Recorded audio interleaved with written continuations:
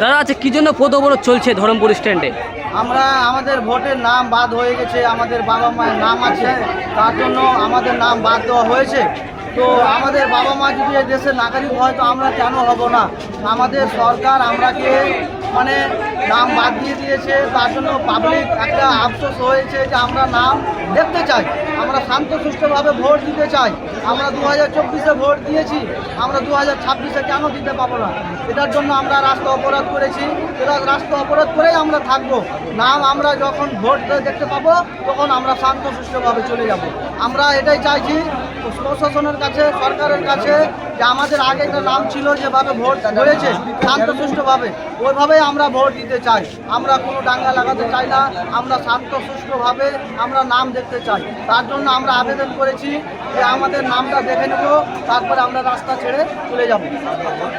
আগে ভোট, তারপরে ভোট হবে, না তো আমরা ভোট দিতে দিব না, ভোট হতেও দিব না আমাদের ভোট। তার জন্য আমরা রাস্তায় নেমেছি। আমাদের ভোটের নামগুলো যতক্ষণ না আসবে আমরা রাস্তা বন্ধ করা ছাড়বো না। তো আপনাকে কিছুটা এখন বলছে যে আমরা একটা ক্যাম্প বসাবো, আমরা তো একটাই ফর্ম জমা দিয়েছি, যেগুলো ডকুমেন্ট আপনাকে তো আবার ওইগুলো ডকুমেন্ট জমা দিতে হবে। তো আপনাকে এটা বলতে হবে যে তোমাদের নামটা সঠিক করে দেওয়া আমরা দায়িত্ব নিচ্ছি, তা বাদে আমরা পাবলিক আশায় করবো।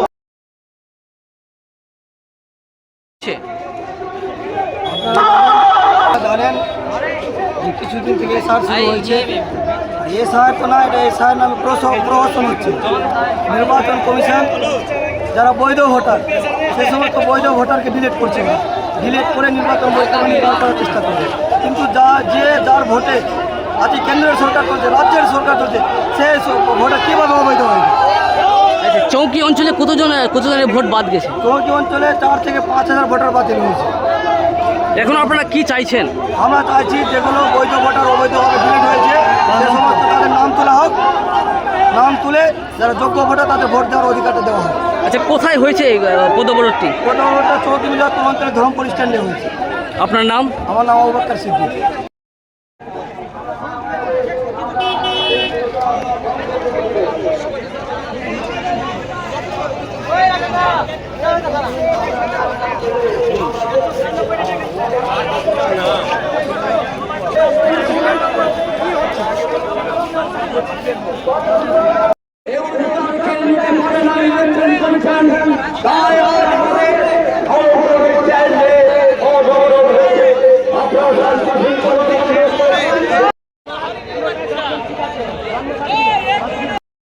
ধরমপুর স্ট্যান্ডে নির্বাচন কমিশন বলল এর আগে যার 2002-এ ভোট দিয়েছে ওকে কিছু দিতে হবে না, ওর কোনো কাগজপত্র দিতে হবে না, ওর ছেলে মেয়েকেও দিতে হবে না।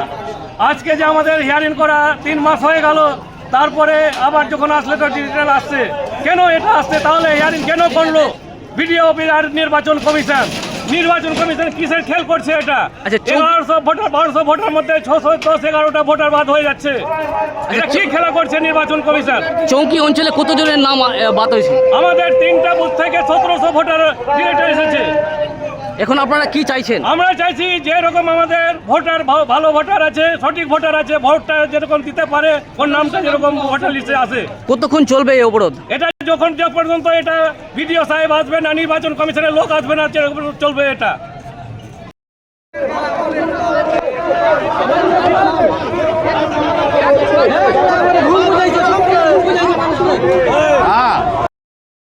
शूट करेंगे वीडियो।